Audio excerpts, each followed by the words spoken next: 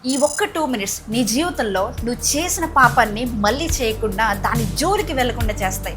Trust me. నువ్వు ఎప్పుడైనా black hole గురించి విన్నావా? దాని లోపల కానీ అటువైపు కానీ ఏముండదో మనకు తెలియదు, కానీ దానిలో వేసే కొద్దీ అన్నీ మాయమైపోతూ ఉంటాయి. ఇక్కడి వరకు అర్థమైంది కదా? ఒక్కటి గుర్తుపెట్టుకో, ఒక సిన్ నీ దగ్గర నుంచి ఎప్పుడు దూరం అవ్వదు, నువ్వే ఆ సిన్ నుండి దూరం అవ్వాలి. ఎగ్జాంపుల్ గా చెప్పనా? స్క్రీన్ మీద నేను ఒక ఫోటో వేస్తున్నాను, చూడండి. ఈ ఫోటోలో చూసినట్టుగా తనకి నిజంగా ఆ చైన్స్ కట్టబడి ఉన్నాయా? లేదు, చైన్స్ విరిగిపోయి ఉన్నాయి. కానీ తను ఏం చేస్తున్నారంటే ఆ చైన్స్ తనకు ఉన్నాయి అనుకొని ఆ చెట్టుని గట్టిగా పట్టుకుంటున్నారు. ఆ చెట్టు నుంచి దూరం అవ్వాలంటే అవుతుందా? అవ్వదు కదా.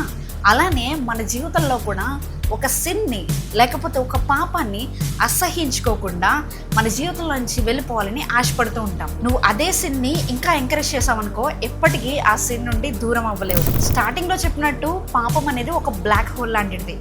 నీ జీవితంలో దేవుడిచ్చిన సంతోషం, దేవుడిచ్చిన ఆనందం, దేవుడిచ్చిన జాయ్నెస్, ఫ్రీడమ్ అన్నీ కూడా ఆ బ్లాక్ హోల్లో ఒకదాని తర్వాత ఒకటి పడిపోతూ ఉంటాయి. ఎప్పుడు నువ్వు పాపం చేసినప్పుడు. మన జీవితంలో పెద్ద పాపం, చిన్న పాపం అలాంటివి ఏముండవు. నువ్వు చేసింది ఏదైనా కూడా ఒకరోజు దేవుడి ముందు లెక్క అప్పచెప్పాల్సిందే. అర్థమైందా?